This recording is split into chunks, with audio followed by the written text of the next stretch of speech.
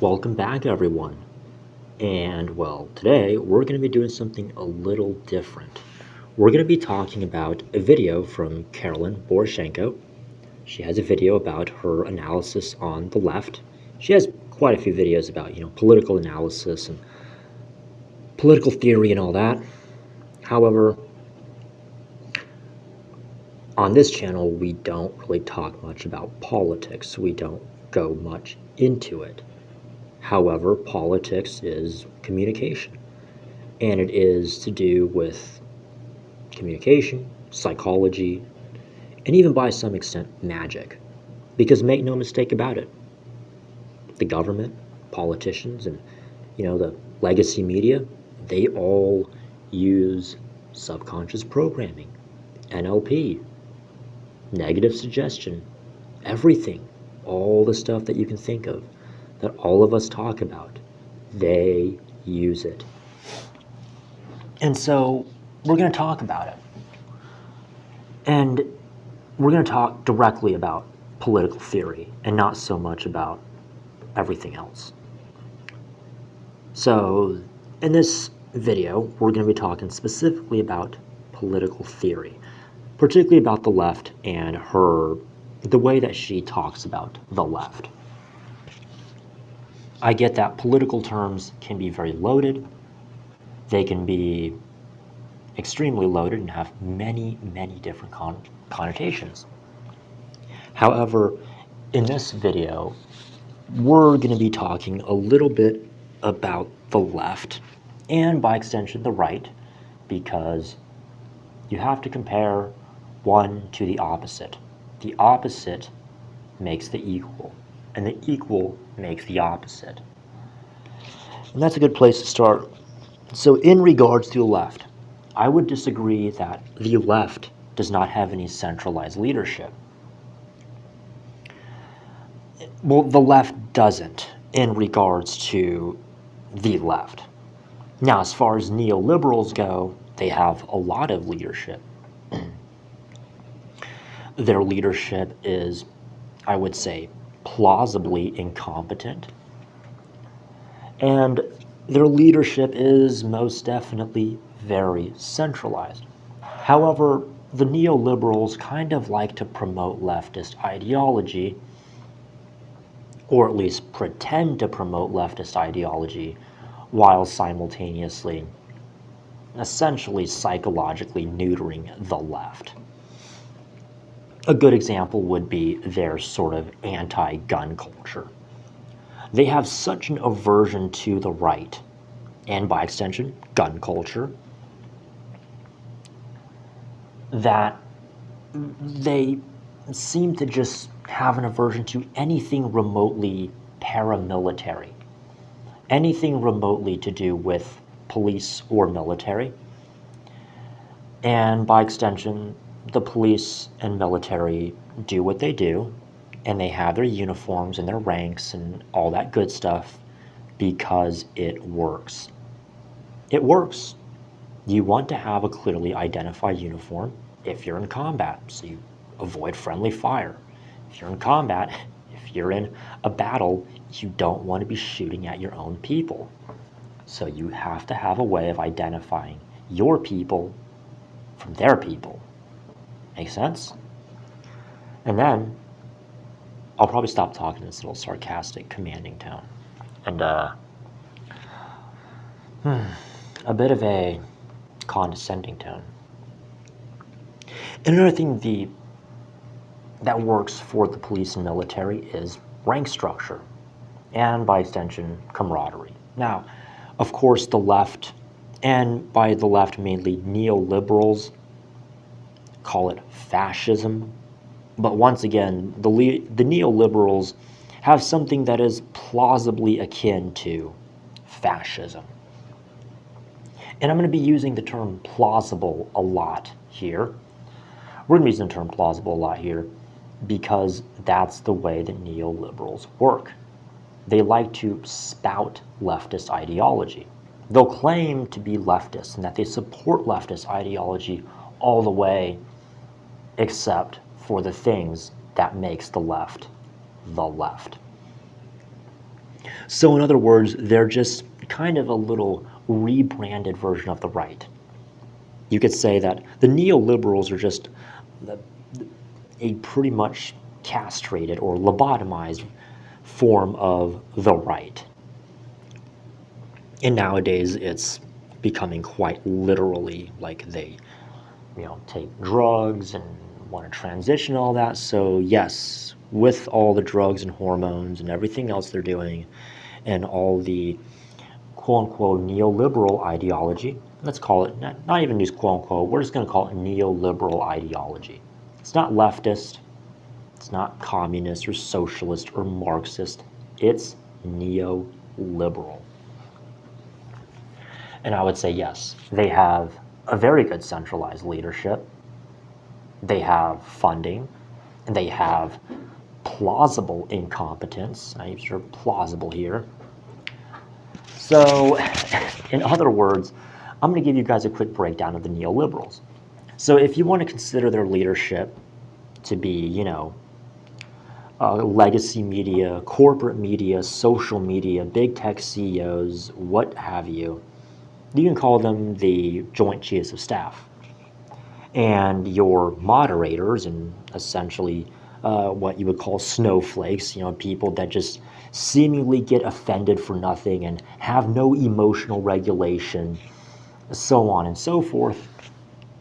I'm here to tell you that that could not be further from the truth.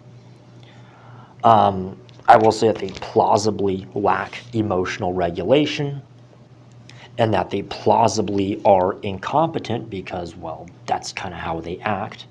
You see moderators, of course, with the purple pill or the blue pill moderators. You have those that just have an aversion to anything remotely violent. Even, something simple as, let's call it desert tan boots. They have an aversion to that. Now, as far as wearing jungle boots or whatever they wore back in the Vietnam War and with the BDUs, they like to rock their Doc Martens. Now me, I like Doc Martens, I like punk culture, and I think it's pretty dope. I think it's pretty dope. But as far as the neoliberals go, make no mistake about it. They do have leadership and they do have competency. They like to act like they don't, but they certainly do. They have leadership, they have competency, they have emotional regulation, they know exactly what they're doing, they just act otherwise.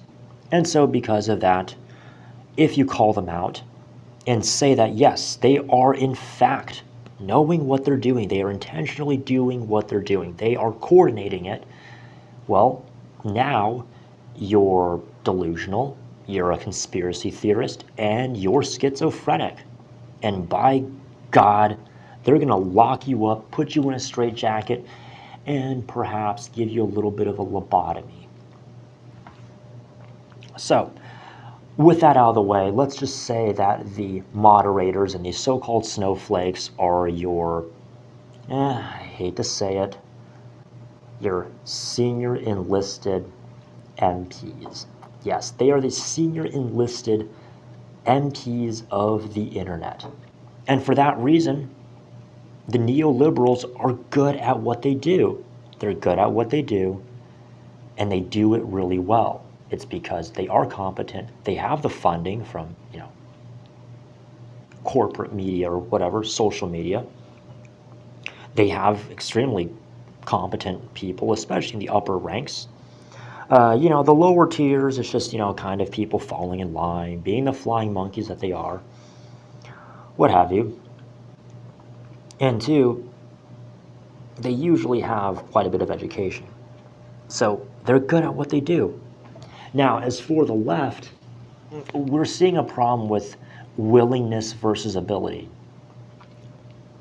Those on the left, and when I mean the left, I mean like socialist, communist, Marxist, those that actually have a gun culture. They're willing to stand up for what they believe in, and they don't care about what society thinks. A lot of these are anarchists or anarcho-communists, anarcho-socialists, anarcho-capitalists. You can even claim that libertarians are on the left and that they don't like, you could call it, say, crony capitalism or corporate capitalism. No, they want everyone to have the same rights and the same abilities to do something. So I'm going to give you a little personal story of mine. So me, yes, I was in the U.S. Army. I was in the military. I didn't really do a whole lot. But when I got out, I had worked for, let's just say, a civilian contractor corporation. So I worked for a private company. Now, I did not do anything, illegal or against the Geneva Conventions within said private contracting group. Instead,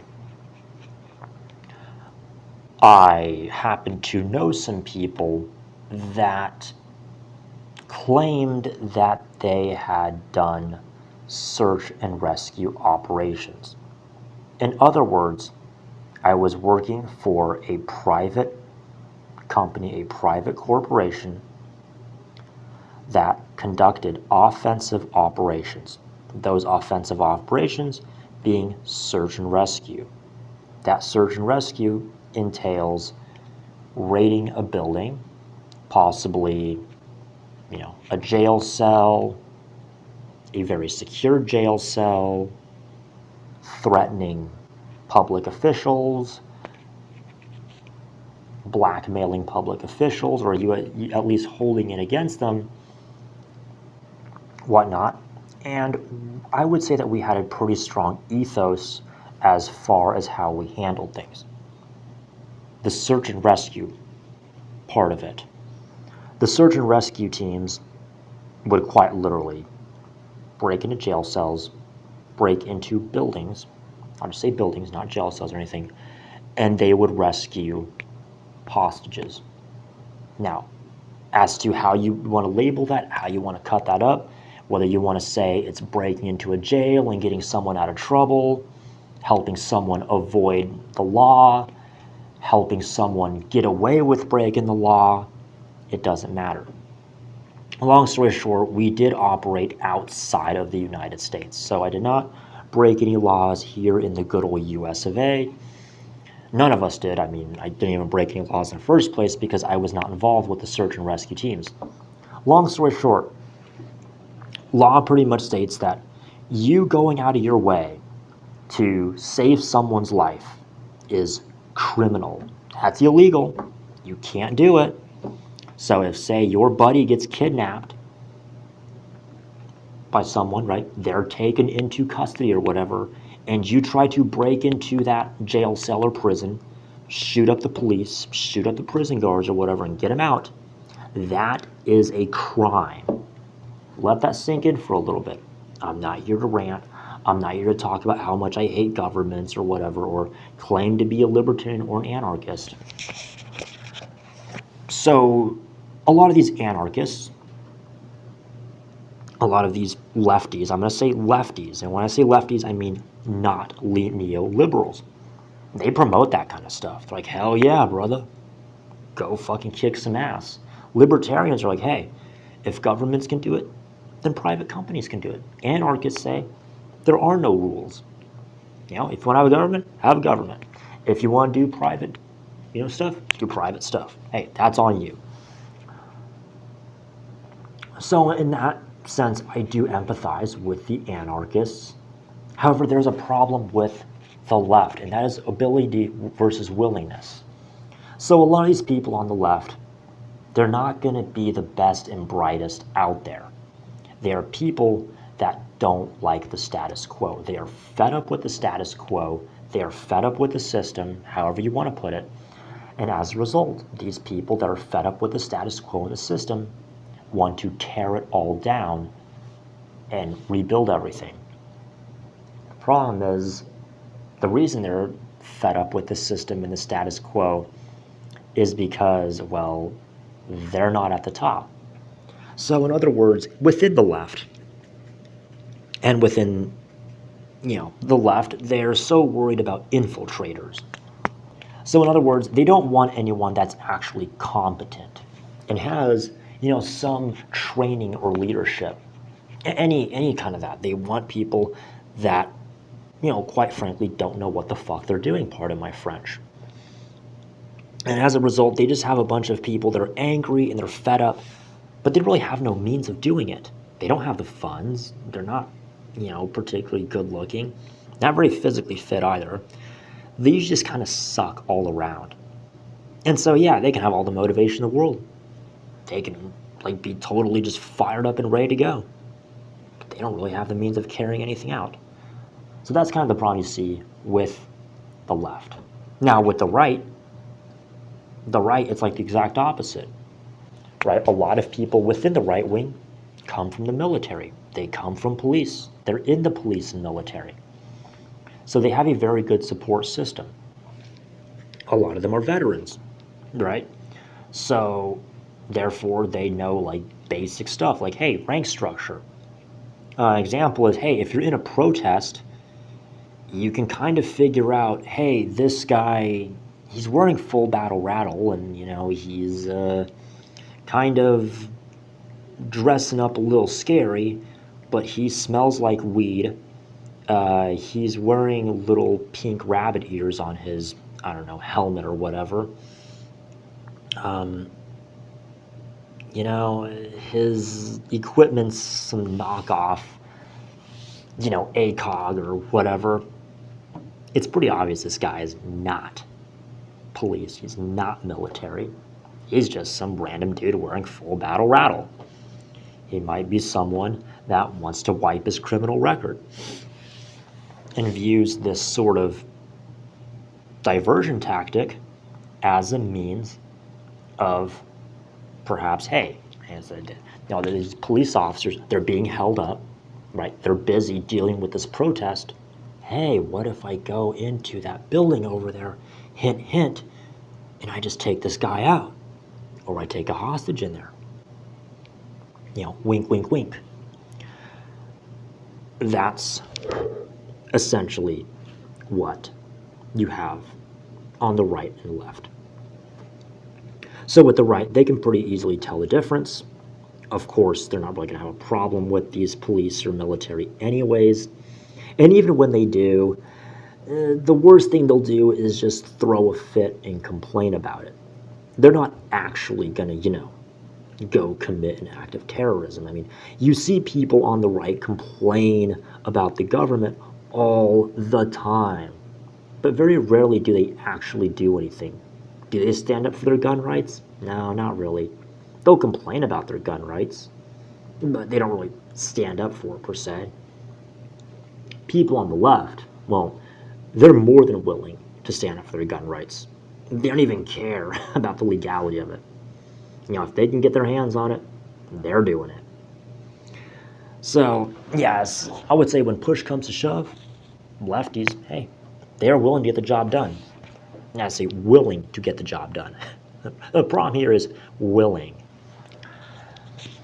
Now, as far as protests and everything goes, if you want to believe that, these are just mere diversion tactics that are pre-planned, they are pre-planned and they are essentially staged and acted for the purposes of, creating a diversion for something else. You can believe whatever you want. I'm not here to tell you what to believe. I'm just here to tell you from my experience of what I've seen and a little bit of my analysis. Thanks, guys. Appreciate it. Signing out. Take care.